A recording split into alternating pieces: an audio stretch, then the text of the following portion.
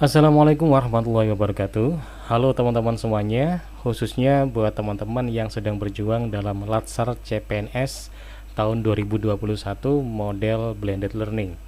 Pada video kali ini saya akan membagikan pengalaman saya dalam menyusun rancangan aktualisasi, dan mudah-mudahan ini bisa membantu teman-teman dalam membuat rancangan aktualisasi agar penyusunannya lebih cepat, lebih gampang gitu ya.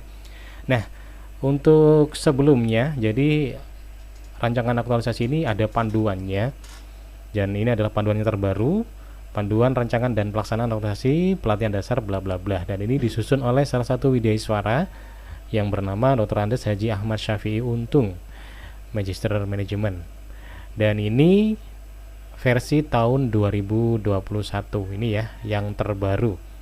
Nah, oke, langsung saja. Jadi sebelum teman-teman menyusun, ini saya tunjukkan dulu untuk daftar isinya. Jadi sistematika daftar isi ya. Mungkin teman-teman sudah mendapatkan contoh rancangan dari seniornya teman-teman. Nah, barangkali nanti kok bentuk sistematika daftar isinya berbeda, teman-teman gak usah kaget karena ini format yang terbaru. Jadi silakan teman-teman menyesuaikan. Tetapi kalau seandainya WI atau widyaswara teman-teman punya format tersendiri, ya silakan teman-teman menyesuaikan. Intinya ini adalah panduan secara umum yang diresmikan oleh badan pelatihan, tetapi tetap nanti teman-teman acuannya adalah di widyaswara masing-masing. Tapi insya Allah widyaswara pasti akan sesuai dengan acuan terbaru ini ya, karena ini juga resmi milik Balai Diklat. Oke, untuk sistematikanya yang pertama ada halaman cover, kemudian lembar pengesahan rancangan aktual, kemudian kata pengantar, dan daftar isi. Kemudian bab satunya ada latar belakang, tujuan, ruang lingkup. Bab 2-nya gambaran tentang lembaga, ada deskripsi, kedudukan, tugas, fungsi, kemudian struktur organisasi, uraian tugas peserta. Kemudian ketiga adalah rancangan aktualisasi, ada identifikasi penetapan isu dan gagasan pemancaraan isu, ada diagram alur kegiatan pemancaraan isu, dan ada matrik rencana kegiatan aktualisasi. Nah, ini tips dari saya untuk teman-teman ketika menyusun ya. Ketika menyusun jangan susun dari awal sampai akhir dulu, nanti teman-teman akan ribet. Jadi kerangka berpikirnya nggak gitu ketika menyusun, biar lebih cepat, lebih mudah. Pertama, kita susun dulu hal yang paling mudah. Jelas yang termudah di sini dari sistematikanya adalah bab 2. Ini sangat mudah sekali karena ini berhubungan dengan instansi kita, yaitu gambaran lembaga atau institusi ya. Nah, misalnya saya adalah seorang guru ya, otomatis lembaganya adalah sekolah. Jadi komponen tentang deskripsi organisasi, kedudukan, struktur, uraian ini cukup saya meminta filenya kepada kepegawaian atau tata usaha di kantor saya. Jadi saya minta file yang berhubungan dengan komponen yang ada di sini, dan semuanya pasti ada, nggak mungkin nggak. Termasuk teman-teman yang di instansi lain seperti instansi perkantoran, kedinasan, analisis keuangan daerah atau di BKD, itu pasti ada komponen seperti ini ya. Kemudian uraian tugas jabatan ini berarti berhubungan dengan peserta ya. Kalau saya guru berarti uraian tugas jabatan guru, itu semuanya ada di situ. Nah, kita minta filenya terus kita simpan ya, kita keep gitu ya. Dan untuk bab 2 kita sudah aman. Kemudian berikutnya kita masuk di setelah ini selesai ya. Nah, yang paling penting ketika sudah bab 2 selesai, kita nanti menentukan isu. Ada hubungannya dengan bab 3, yaitu kita menentukan isu yang akan kita angkat, karena ini berhubungan dengan judul dan juga pendahuluan yang akan kita susun nanti. Nah, di sini di panduannya sudah ada format untuk penyusunannya, jadi lebih memudahkan peserta dalam menentukan isu. Nah, ini ada formatnya. Yang pertama unit kerja, kemudian jabatannya, pekerjaan, identifikasi isu. Nah, identifikasi isu ini yang dimaksud adalah list isu atau daftar isu yang teman-teman angkat. Jadi ini ya, ini adalah list isu, daftar isu, jumlahnya itu bisa 4, bisa 5, bisa 7. Kemudian ada isu yang diangkat, ini nanti jumlahnya cuma 1. Dan isu ini adalah isu yang akan kita jadikan patokan dalam pembahasan aktualisasi, dan tentunya akan kita jadikan patokan dalam pembuatan judul dan penyusunan latar belakang atau pendahuluan ya. Tapi sebelum kita menentukan ini, kita harus mencari list isu dulu. Nah, jadi yang pertama yang teman-teman lakukan adalah silakan teman-teman berkoordinasi dengan seniornya masing-masing di instansi ya, atau bisa teman-teman langsung mengamati kira-kira di lingkungan kerja teman-teman permasalahan apa saja sih yang muncul. Misalnya kalau saya ini permasalahan saya di sini ada 5 yang saya angkat ya. Dan ini berdasarkan hasil pengamatan dan juga hasil saya diskusi dengan senior, rekan kerja, teman yang lain gitu. Saya mendapatkan 5 permasalahan. Yang pertama yaitu belum optimalnya pembelajaran di masa PJJ yang berakibat menurunnya motivasi belajar siswa. Yang kedua, rendahnya self control siswa dalam pemakaian handphone. Artinya handphonenya tidak dipakai belajar tapi malah dibuat ngegame. Kemudian yang ketiga, kurang optimalnya partisipasi siswa dalam pengumpulan tugas. Kemudian yang keempat, ketidaksesuaian capaian pembelajaran pada guru-guru serumpun. Jadi guru-guru itu beda capaiannya. Yang terakhir, website sekolah yang tidak berjalan dengan optimal. Nah, isu ini yang saya dapat dari hasil pengamatan dan juga hasil sharing-sharing diskusi dengan rekan guru ya. Nah, dari kelima isu ini kita akan ambil satu isu yang akan kita bahas di aktualisasi kita. Gimana caranya mengambil satu isu? Caranya adalah dengan melakukan analisis dengan menggunakan teknik USG. Teknik USG ini adalah urgency, seriousness, growth. Yang intinya kita mencari dari kelima isu ini mana sih isu yang paling penting, yang paling mendesak, yang paling serius untuk kita pecahkan. Nah, tekniknya seperti ini, ada penilaian-penilaian yang akan kita berikan pada masing-masing isu. Jadi U ini urgency, seriousness, kemudian growth ya. Nah, untuk pedoman skornya ada 5 komponen, yang 1 sangat kecil, 2 kecil pengaruhnya, 3 sedang, 4 besar, yang 5 sangat besar pengaruhnya. Jadi kita di sini bisa main-main perkiraan atau perkiraan bersama dengan senior yang lain, atau bisa menggunakan angket ya. Kalau saya di sini langsung menilai dengan menggunakan persepsi bersama dengan teman-teman senior di satuan kerja. Jadi akhirnya di sini didapatlah yang paling serius, yaitu belum optimalnya pembelajaran PJJ di masa pandemi ini. Dan poinnya mendapatkan yang tertinggi dan otomatis peringkat pertama, karena permasalahan inilah yang memunculkan permasalahan lain. Jadi karena motivasi menurun, akhirnya siswa malas belajar malah main game. Kemudian bisa berakibat siswa malas ngumpulin tugas karena motivasinya nggak ada. Nah, jadi ini yang paling penting karena bisa memunculkan masalah yang lain. Akhirnya nilainya paling tinggi. Dan otomatis isu ini yang akan saya bahas atau yang saya angkat di aktualisasi saya. Itu yang saya lakukan. Atau teman-teman bisa melakukannya dengan cara memilih satu isu dulu. Biasanya ada yang menggunakan cara ini. Jadi mereka mencari satu isu yang paling mereka kuasai lah kira-kira. Misalnya saya paling menguasai IT gitu ya. Jadi akhirnya saya angkat ini pembelajaran optimal bla bla bla di masa pandemi.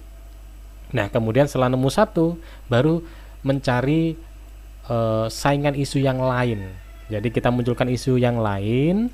Nah, setelah muncul baru kita nilai. Otomatis nilainya akan lebih rendah dari nilai yang isu yang kita pilih gitu ya. Cuman ini tips, kalau teman-teman pakai cara itu, pakai cara cari isu dulu yang akan diangkat, kemudian baru memunculkan isu pesaing.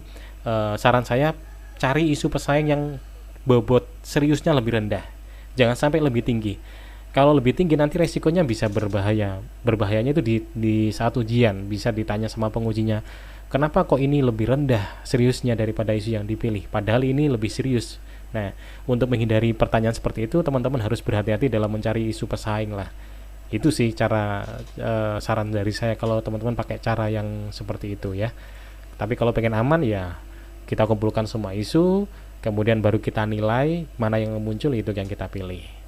Oke, setelah kita selesai memilih ya, tadi yang list isu yang ada 5 kita taruh di sini, isu yang diangkat yang paling tinggi nilainya yang kita taruh di sini, Kemudian gagasan pemecahan isu.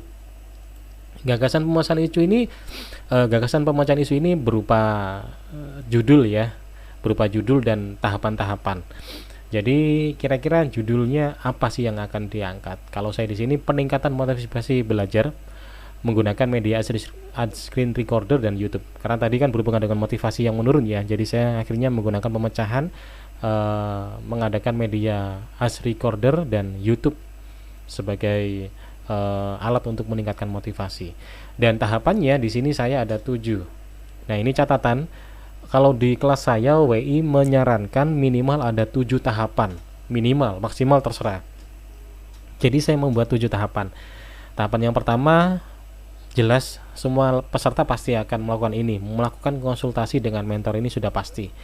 Tahapan 2, menyesuaikan saja dengan tahapan, dengan pemecahan isu masing-masing teman-teman ya. Dan tahapan terakhir yang ke-7, menyusun laporan aktualisasi. Ini jelas semua peserta pasti berbentuk seperti ini.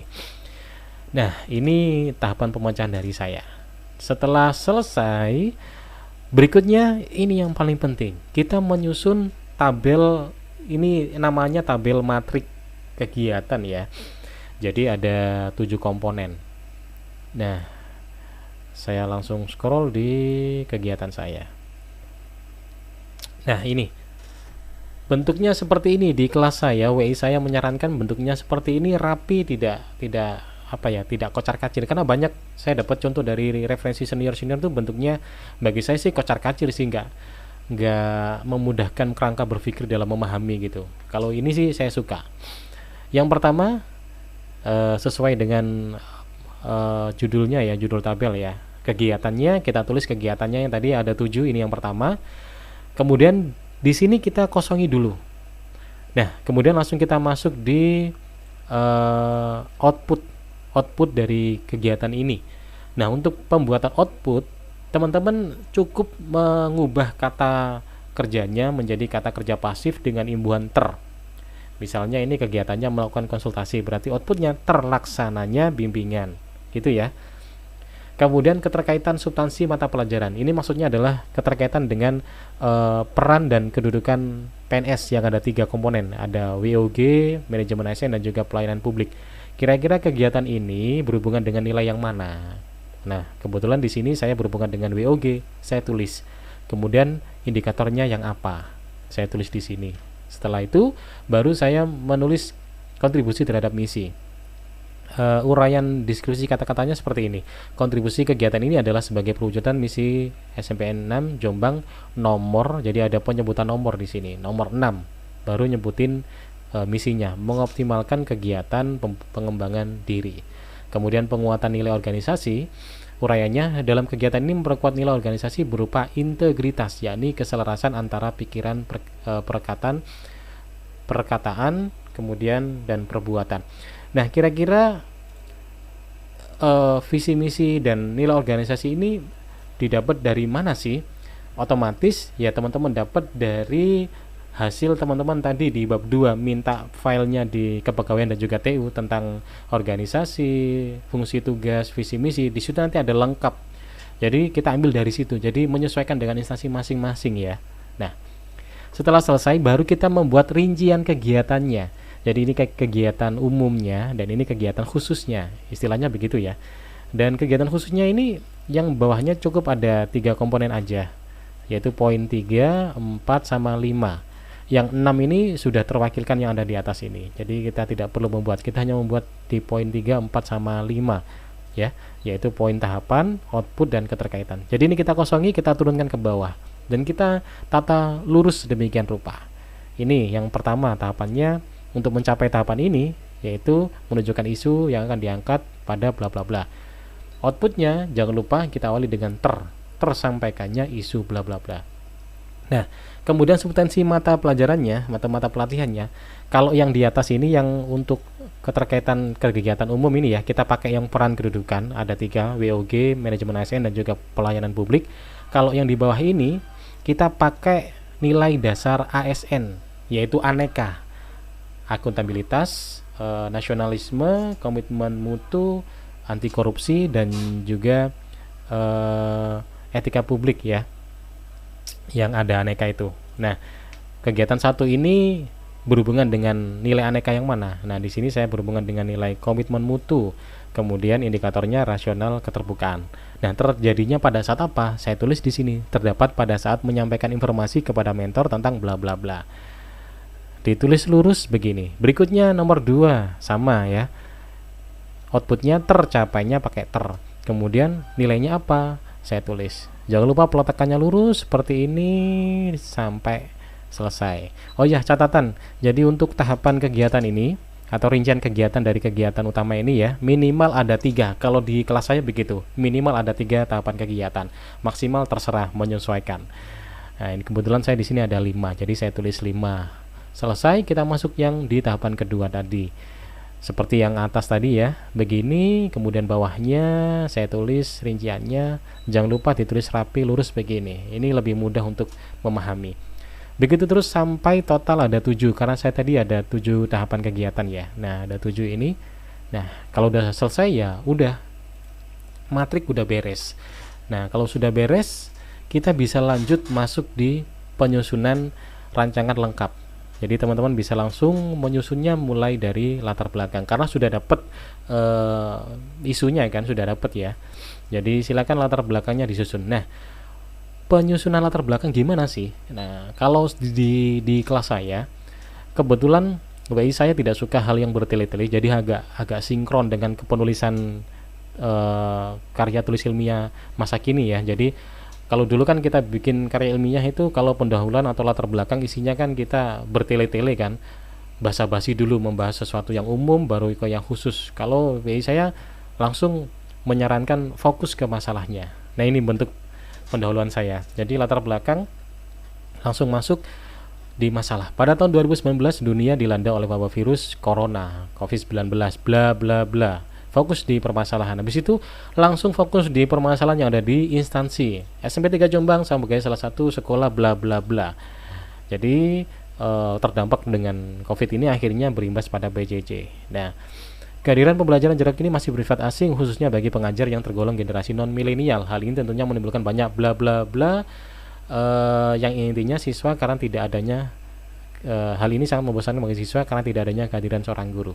Nah, di sini setelah saya memunculkan masalah, ini catatan buat teman-teman. Ketika teman-teman memunculkan sebuah masalah, teman-teman harus bisa menunjukkan buktinya berupa data. Kalau tidak ditunjukkan, nanti masalah itu akan dianggap masalah asumsi atau perspektif pribadi aja dan nggak bisa dibuktikan. Jadi harus kita munculkan buktinya. Buktinya apa? Ya berupa data. Kalau kita mengatakan menurun, ya kita buktikan datanya kalau memang menurun. Nah, seperti contoh di sini. Dari hasil pengamatan nilai sebelum tindakan dapat diketahui bahwa secara keseluruhan hasil belajar siswa sebelum tindakan memperoleh rata-rata 58 rata-rata. Sedangkan KKM-nya adalah 75.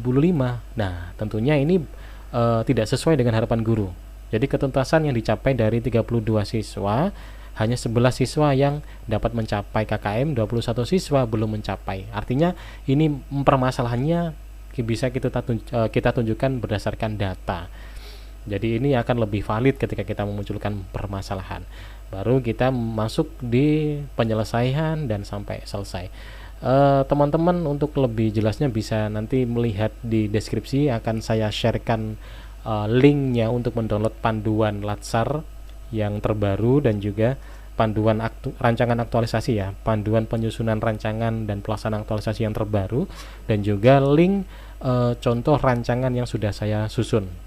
Rancangan ini adalah rancangan yang sudah direvisi dan disempurnakan berdasarkan hasil seminar aktualisasi yang telah saya lewati. Jadi mudah-mudahan ini bisa membantu. Kira-kira itu sih ya. Selebihnya bisa teman-teman lihat sendiri, teman-teman baca sendiri di contoh saya. Oh ya, ini ada lagi. Jadi di sini tadi kan di komponen draftnya ada 3 sampai C ruang lingkup. Kalau di saya ini ada tambahan D.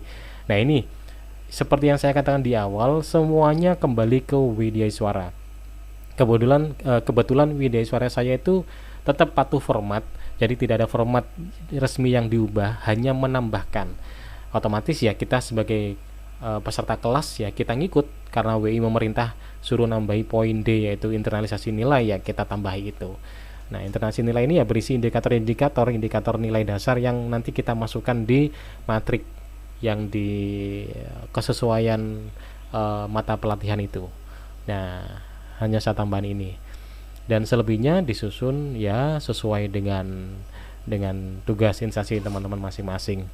Mudah-mudahan Video ini bisa membantu teman-teman dalam menyusun rancangan, dan contoh file rancangan dari saya mudah-mudahan bisa membantu teman-teman dalam menyelesaikan penyusunan rancangannya.